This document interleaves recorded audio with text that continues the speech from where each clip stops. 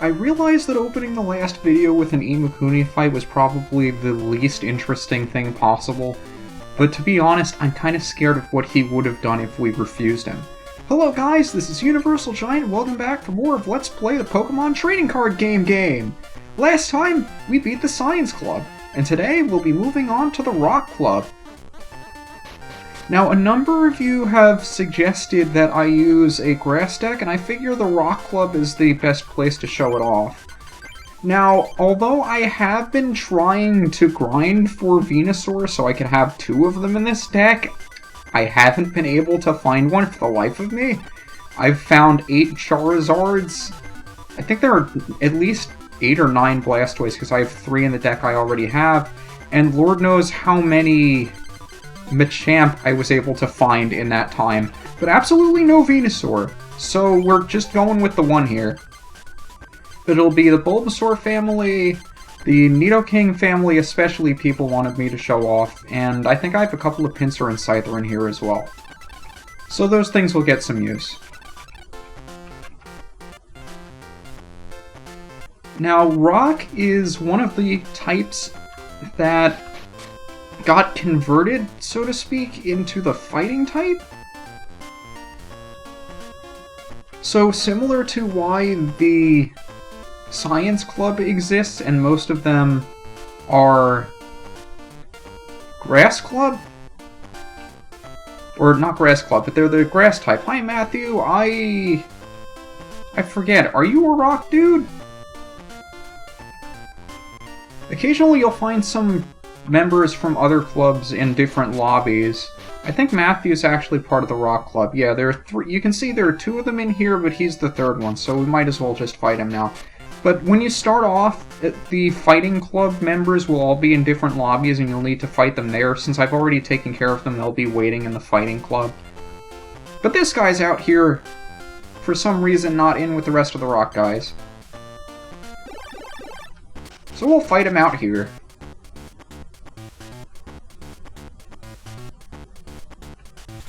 So like I said, we got Pinsir, we got Nidoran going. We already got the whole Nidoran family in here. Tell you what, I'm afraid to put Nidoran out there first because I may not be able to have him survive long enough. Depending on what he starts off with. He's got a Geodude, we might be okay. So this Nidoran has an attack that does 30 damage, but it's off of a coin flip. So if you're facing off against a Rock deck, this can go really, really well or really, really poorly. But most of the Rock types, even though they're fighting energy fueled, they run, well, similar to why the Pokemon in the Science Club were weak to Psychic, even though they were Grass type. Because they were technically poison and it got condensed into Grass type. Most of the Rock type Pokemon, even though they're fighting type in this game, are weak to Grass as opposed to Water. So you'll need to keep that in mind. And I won't evolve this thing into Nidorino because he wouldn't be able to attack. So hopefully we're able to get this damage off. It does double because he's weak to it, and we get to take a prize right off that. Now the Cubone he has here is really annoying, even though it tends not to do too much damage. Because it has this attack, Snivel, which means that any damage that you do to it will be reduced by 20 on the next turn. It doesn't negate it completely, but it does 20 less damage, and that's a bit annoying. However, even if we hit just one double kick, which is essentially 2 Horn Hazards, we're able to do enough damage to knock it out. Actually, Snivel, I'm not sure if it reduces it by 20, or if it negates any attack that's 20 or less. So he tried to disable my attack. Since Nidoking only requires 3 energy to attack, I'm not going to need to attach another one to it. It has 2 particular attacks. Thrash is similar to Electabuzz's Thunder Punch, where you do 30 damage and flip a coin for an additional 10 or you hurt yourself. And its most interesting attack is Toxic. Now it only does 20 damage for 3 energy, but it inflicts double poison, which will deal 20 damage between each player's turn instead of just 10 like the normal poison. So I'd like to show that off, and I guess I'll start powering up Pinsir because we don't have too much else to do. So Toxic will do 40 damage base, and since it's double poisoned, it'll take 20 damage between each turn. And that damage can really stack up, especially against a deck that has Pokemon that have a very high retreat cost. So even though I can't attack it on the next turn... Actually, I'm not sure if that reduces the ability for me to attack, or for me to attack the Rhyhorn that just got knocked out by the poison. I wish I could check. It should be in the discard pile. Let's see, what was it, the Rhyhorn, or was it another Pokemon he just knocked out? Was it the Rhyhorn? Leer, defending Pokemon can't attack Rhyhorn during the... Okay, so we're fine. I guess we'll power up you then. And even though we could have knocked it out with Thrash, I just felt like doing the fun thing and having it be knocked out in the middle of the turn, because that's what Nidoking does.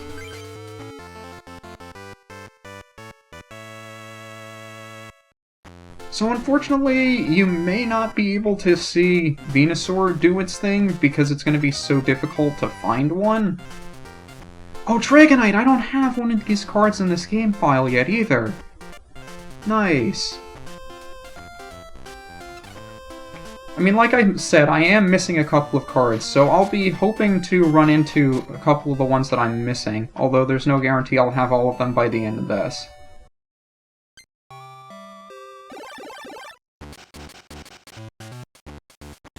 I just can't get over how nice the music is in this game, too. You tend to hear a lot of the same music if you play it for long enough, but I like it, so it's fine. So we have Bulbasaur here, he's the only one that we have.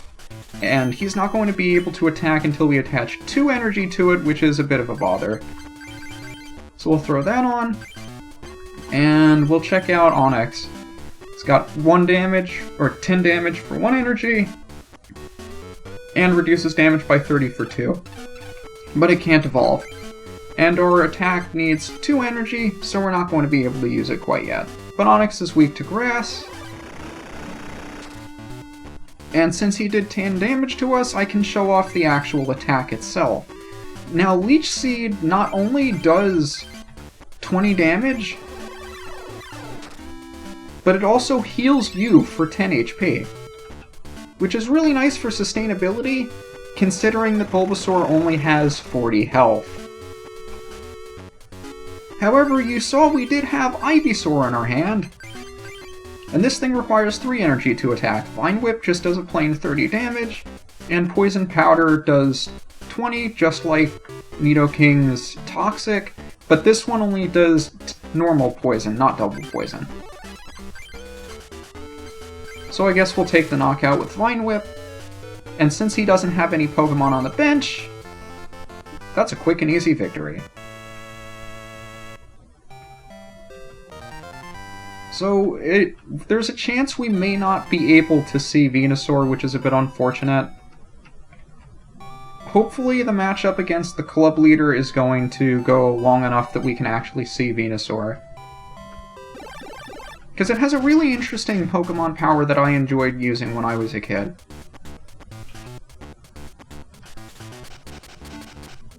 But unlike later iterations of the game, if you don't draw into a basic Pokemon to put onto your bench, your opponent does not get to draw an additional card. That's something they added later on, but it's not in this game.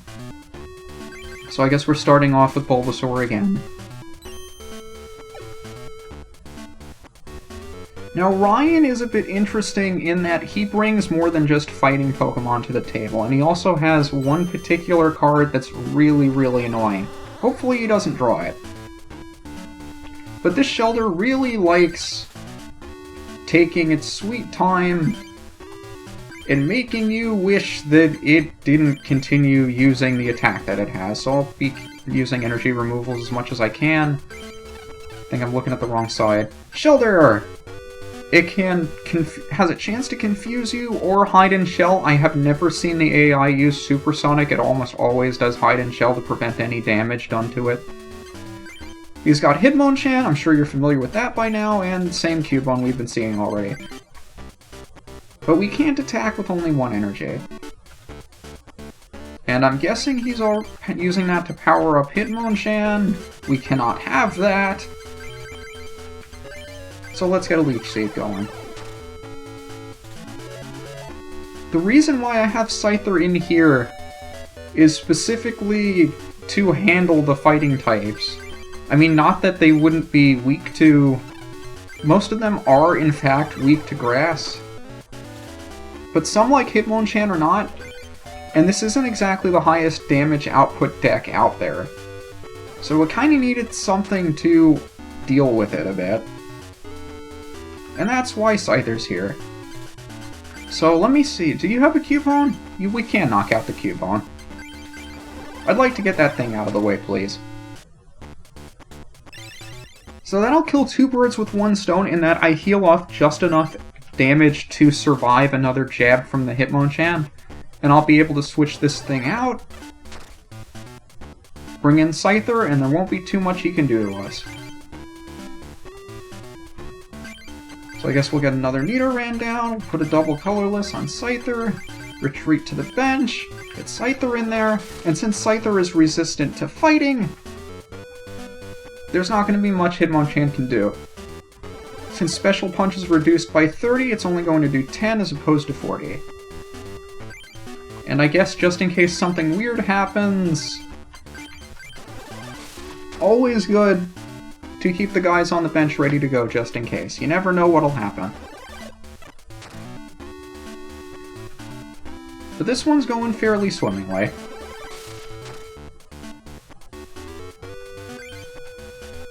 There's the Pinsir. Hopefully we get a chance to show that off in the last battle, because that's another card I like using.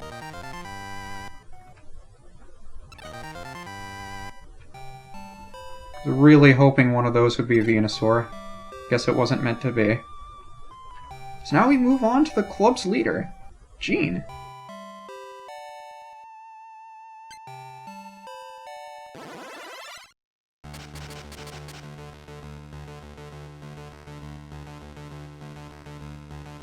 Do we actually know Professor Oak's first name? Because Jean looks really, really similar to him. And unfortunately, we only have Bulbasaur to start off with. That could prove costly. But it looks like he found something on the bench that he'd prefer to power up. What was it? Was it a Diglett? Let's get that fighting energy off of your Diglett. So as always, if you have a bill in your hand, I recommend playing it first, because you never know what cards you'll draw.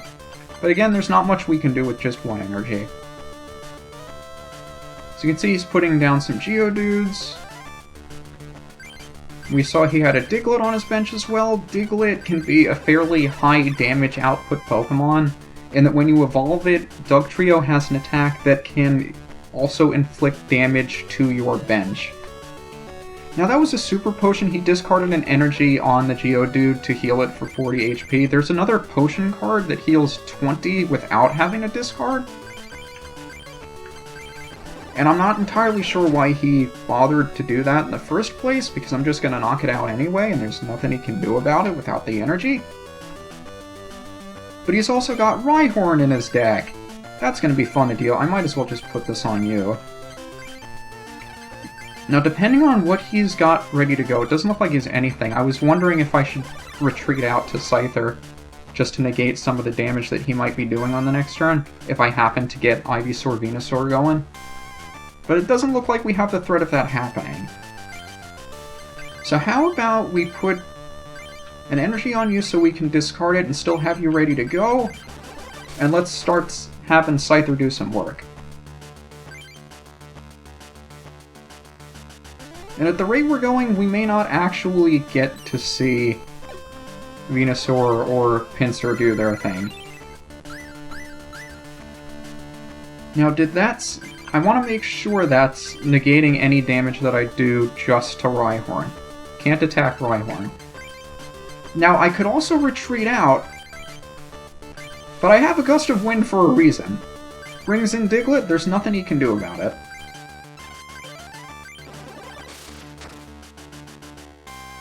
Unfortunately, I won't be able to knock out his Rhyhorn in one turn if he doesn't have a basic Pokemon to put on the bench. So since I can't attack Rhyhorn with Scyther, what I can do is retreat him to the bench, bring in Bulbasaur, and unless he has a basic Pokemon to bring in, I can always just retreat Bulbasaur back to the bench.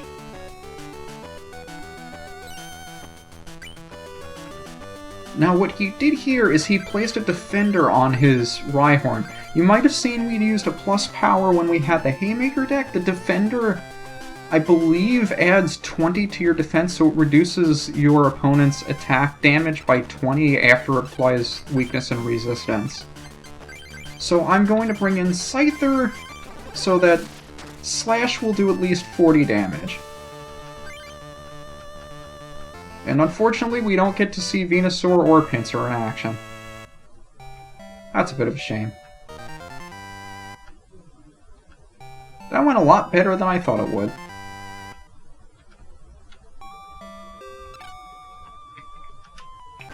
So I'll go back into the deck. I'll quickly show off what those cards would actually do. Venusaur's Pokemon power is Energy Trans, which allows you to move Grass Energy between any of your Grass Pokemon on the field. So if you have Grass Energy on your Scyther, on your Nidorino, and you want to move it over to Venusaur, you can freely change which of your Grass Pokemon have how many Grass Energy. And the Pinsir that I wanted to show off, it's like a heavier version of Scyther, in that it mainly attacks with Grass and Double Colorless combined. Iron Grip does 20 damage for 2 with a Coin Flip for Paralysis, and Guillotine does 50 damage for 4 energy. So that was pretty much the Grass deck, and that was the Rock Club. So I apologize that this video was significantly shorter than the other two, but this is UniversalGiant, and I'll see you guys next time.